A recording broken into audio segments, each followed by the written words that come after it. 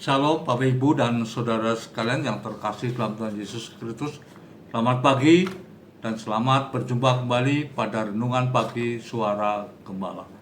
Tema Renungan Pagi hari ini yaitu perbuatlah dengan apa yang kita miliki. Firman Tuhan yang akan kita renungkan bersama dari Kitab 2 Raja-Raja pasal 4 ayat yang kedua, yang tertulis demikian. Jawab Elisa kepadanya, apakah yang dapat kuperbuat bagimu? Beritahukanlah kepadaku apa-apa yang kau punya di rumah. Berkatalah perempuan itu, hambamu ini tidak punya sesuatu apapun di rumah, kecuali sebuah buli-buli berisi minyak. Saudara-saudara sekalian, di mana saja saudara berada, bahwa pada saat sekarang ini kita sedang menghadapi masalah-masalah pencobaan yang cukup berat. Selain adanya pandemi COVID-19, juga adanya bencana alam yang melanda kita, sehingga banyak di antara kita yang kehilangan pekerjaan, kehilangan tempat usaha, dan juga kehilangan harta benda yang tidak sedikit jumlahnya, sehingga menyebabkan kehidupan kita menjadi susah dan sulit. Apakah yang harus kita perbuat untuk mengatasi semuanya itu agar hidup kita bisa dipulihkan kembali? Malah kita akan bersama-sama renungkan firman Tuhan yang terdapat dalam 2 Raja-Raja pasal 4 ayat 1 sampai 7, yang diceritakan bahwa pada suatu hari ada salah seorang istri-istri dari para nabi yang datang mengajukan kepada Nabi Elisa dengan berseru, hambamu yaitu suamiku telah mati, dan kau tahu bahwa hambamu orang yang takut kepada Tuhan, tapi sekarang telah datang penagih hutang yang akan mengambil kedua orang anakku. Kemudian Nabi Elisa berkata kepadanya, apakah yang harus kuperbuat bagimu? Beritahukan kepadaku apa-apa yang ada di rumahmu. Kemudian perempuan ini berkata, hambamu ini tidak punya sesuatu apapun di rumah kecuali buli-buli berisi minyak.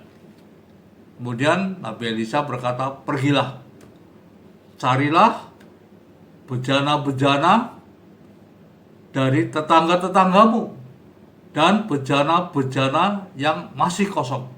Kumpulkan, jangan sedikit jumlahnya.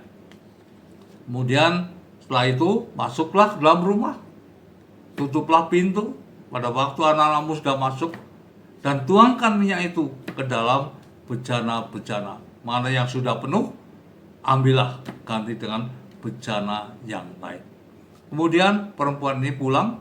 Setelah mereka mengumpulkan banyak bejana, kemudian bersama anak-anaknya masuk dalam rumah, dikuncinya pintu rumahnya.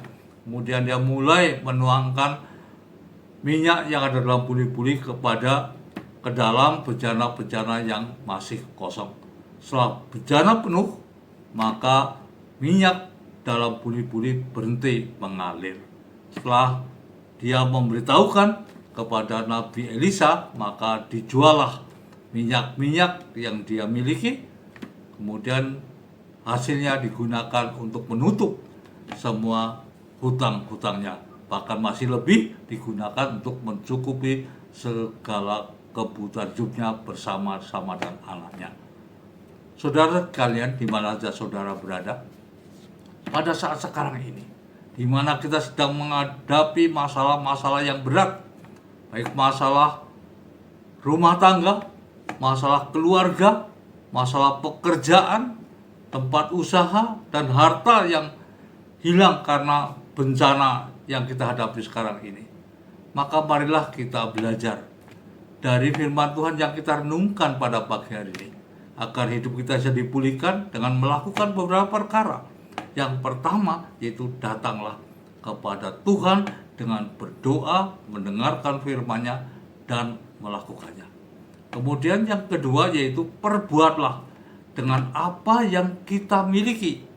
Mungkin talenta kita, keahlian kita, dan harta yang ada pada kita, meskipun tidak seberapa harganya. Yang ketiga, marilah kita bertindak dengan iman bahwa Tuhan pasti menyertai kita. Dan yang keempat, marilah kita percaya bahwa Tuhan pasti akan memenuhi apa yang kita perlukan. Karena firman Tuhan telah mengatakan dalam Filipi pasal 4 ayat yang ke-19 yang mengatakan, Allahku akan memenuhi segala keperluanmu menurut kekayaan dan kemuliaannya dalam Kristus Yesus. Kiranya firman Tuhan pada bagian ini jadikan berkat bagi kita semua. Mari kita berdoa. Tuhan Allah, Bapa kami surgawi, kami mengucap syukur dan terima kasih karena Tuhan senantiasa mengasihi dan peduli kepada kami. Pada kesempatan ini kami berdoa untuk saudara kami yang sedang menghadapi musibah, kehilangan pekerjaan, dan juga harta benda. Kiranya Tuhan akan tolong pulihkan hidup mereka. Berkati usahanya agar hidupnya bisa dipulihkan seperti semula dan mereka boleh memuliakan nama-Mu. Terima kasih Tuhan, dalam nama Tuhan Yesus Kristus kami berdoa. Amin. Salam sehat, tetap semangat, dan setia melayani. Tuhan Yesus memberkati.